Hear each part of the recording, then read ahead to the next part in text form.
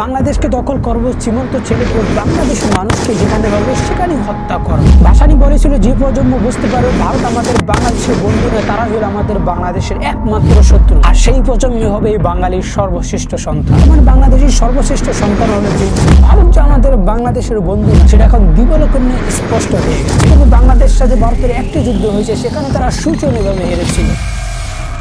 ভারত বাংলাদেশের দূতাবাসের উপর হামলা করেছে, শুধু হামলা করে ক্ষান্ত নেমে সেখানকার যারা মানুষ আছে তাদের উপর হামলা করে তাদেরকে হেনস্থা করছে। এটা দিবালোকে স্পষ্ট হয়ে গেছে। ইতিপূর্বে এবং এখনো পর্যন্ত আমাদের বাংলাদেশের মানুষের দিকে পরিমাণ ভারত বিশেষ আমরা দেখেছি, প্রত্যেক ছোট্ট জিনিস সেটাও আমাদের বাংলাদেশের মানুষ এখন ঘৃণা করে। কিন্তু তারপরও এত দ্বন্দ্ব, এত কিছু হওয়ার পর আমাদের বাংলাদেশের কোনো মানুষ বা ভারতীয় দূতাবাসে যাই একটি বারের মধ্যে হামলা করেছে, একটি বারের মধ্যে একজনের গায়ে হাত তুলে যায়, কেউ দেখাতেও পারবে না, সোশ্যাল মিডিয়ায় গুজবও পর্যন্ত দেখাতে পারবে না ভারতীয় দূতাবাসের উপর আমাদের বাংলাদেশের মানুষরা হামলা করেছে। বর্তমান বিশ্বে ভারতের আশেপাশে যে সমস্ত রাষ্ট্র আছে, সমস্ত রাষ্ট্র ভারতকে ঘৃণা করে, একেবারে দিবালোকে স্পষ্ট আপনারা দেখতে পারেন। এখন আমাদের বাংলাদেশে যে সরকার রয়েছে, যারা যে কোনো সময় রাষ্ট্রের জন্য যে কোনো জিনিস করতে পারে, এক মুহূর্ত এক সেকেন্ডের জন্য তারা পিছপা হবে না কোনো সময় কখনো। বর্তমান বাংলাদেশে যারা জেনজি আছে, তারা যদি বিশ্ব দখল করতে চায়, বিশ্ব রাজত্ব করতে চায়, তারা সেটাও পারে। তাদের সামনে দাঁড়ানোর মতো পৃথিবীতে কোনো শক্তিই থাকে না। আর জেনজি এতটা ভয়ঙ্কর হওয়ার পরও তারা কোনো হিন্দু দূতাবাস বা কোনো রাষ্ট্রের দূতাবাসের উপর হামলা করেন। কিন্তু ভারত আমাদের বাংলাদেশের দূতাবাসের উপর হামলা করেছে, তারা আমাদের বাংলাদেশের মানুষের উপর হামলা করছে, আমাদের বাংলাদেশের বর্ডার আটকে দিয়েছে এবং আমাদের বাংলাদেশের ব্যাপারে বিভিন্ন ধরনের কথা বলছে এবং আমাদের বাংলাদেশকে দখল করার মতো কথা বলছে এবং আমাদের বাংলাদেশের ভিতরে শান্তিরক্ষী বাহিনী পাঠানোর মতো কথা বলছে। মমতা ব্যানার্জি থেকে শুরু করে ভারতের বিভিন্ন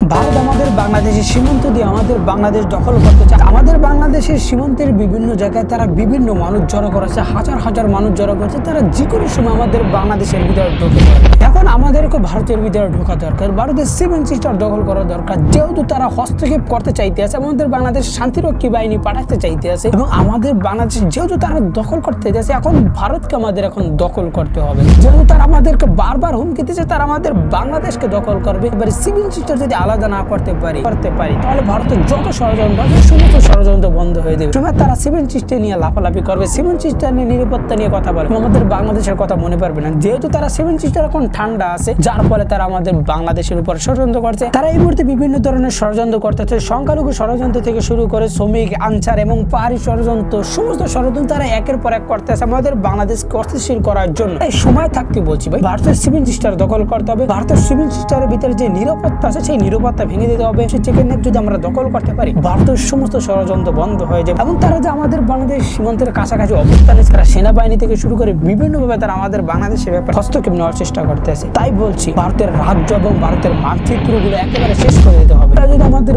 বাংলাদেশে আসেন, আপনারা যদি আমাদের বাংলাদেশকে দখল করতে আসেন, পৃথিবীর মানচিত্রের ভিতরে ভারত নামে কোনো রাষ্ট্রই থাকবে না। এটা মনে রাখেন। পৃথিবীতে যেই কবার বাঙালিকে দাবাই রাখার চেষ্টা করছে, বাঙালিদের উপর হস্তক্ষেপ করার চেষ্টা করছে, তারাই ধ্বংস হয়েছে।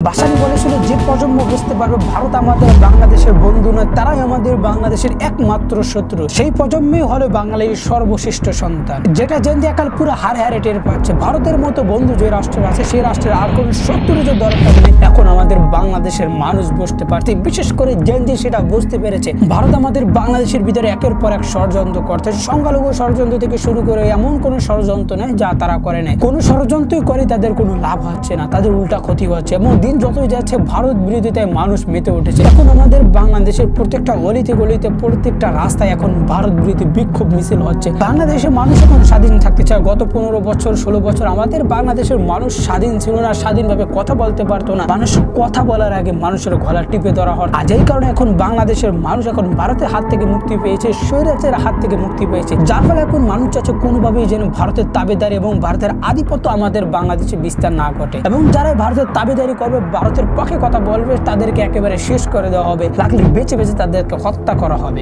আমাদের বাংলাদেশ প্রথম আলো থেকে ডেইলি স্টার এবং সাথে সাথে আমাদের বাংলাদেশের কিছু বুদ্ধিজীবী আছে যারা ভারতের দালালি করে, তাদেরকে বেঁচে বেঁচে আমাদের বাংলাদেশ হত্যা করতে হবে। কিন্তু তাদেরকে আমরা যদি হত্যা না করি, তাহলে আমাদের বাংলাদেশের ভারতের তাবেদার এবং ভারতের আধিপত্য কখনোই বাংলাদেশ থেকে থামানো যাবে না। তাই তাদেরকে বেঁচে বেঁচে হত্যা করতে হবে। যারা ভারতের পক্ষে দালালি করবে, সঙ্গে সঙ্গে তাদের কল্লা ফালাই দিতে হবে। তো আমরা যদি কল্লা না ফালাই, তাহলে অবশ্যই তারা একটি সময় আমাদের বাংলাদেশকে ভারতের কর্তৃত্ব বানাবে। ভাসানীর ভাষায় বাংলাদেশের সর্বশ্রেষ্ঠ হওয়ার সাথে সাথে সর্বশ্রেষ্ঠ বীরও হতে হবে, কারণ ভারতের তাবেদার এবং ভারতের দালালদের হত্যা করতে হবে। এবং যদি কোনো সময় আমাদের বাংলাদেশকে ভারত দখল করতে আসে, উল্টা তাদের মান উলট পালট করে দেবে, তাদের মানচিত্র টুকরা টুকরা করে দিতে পারে। বিশেষ করে ভারতের একটি রাজ্য যদি স্বাধীন হতে পারে, ভারতের সমস্ত রাজ্য ভারত থেকে আলাদা হয়ে যাবে। তাই আমাদের বাংলাদেশের একটি কাজ করতে হবে, ভারতের যে কোনো একটি রাজ্যকে একেবারে সাহায্য সহযোগিতা করা, অস্ত্র অমস্ত্র যা কিছু আছে সমস্ত জিনিস দিয়ে ভারতের একটি রাজ্য স্বাধীন করতে পারলে ভারতের ভিতরে যে সমস্ত রাজ্য আছে সেই সমস্ত রাজ্যকে চীন থেকে, পাকিস্তান থেকে এবং বিভিন্ন রাষ্ট্র থেকে সাহায্য সহযোগিতা আসবে। তখন ভারতের মানচিত্র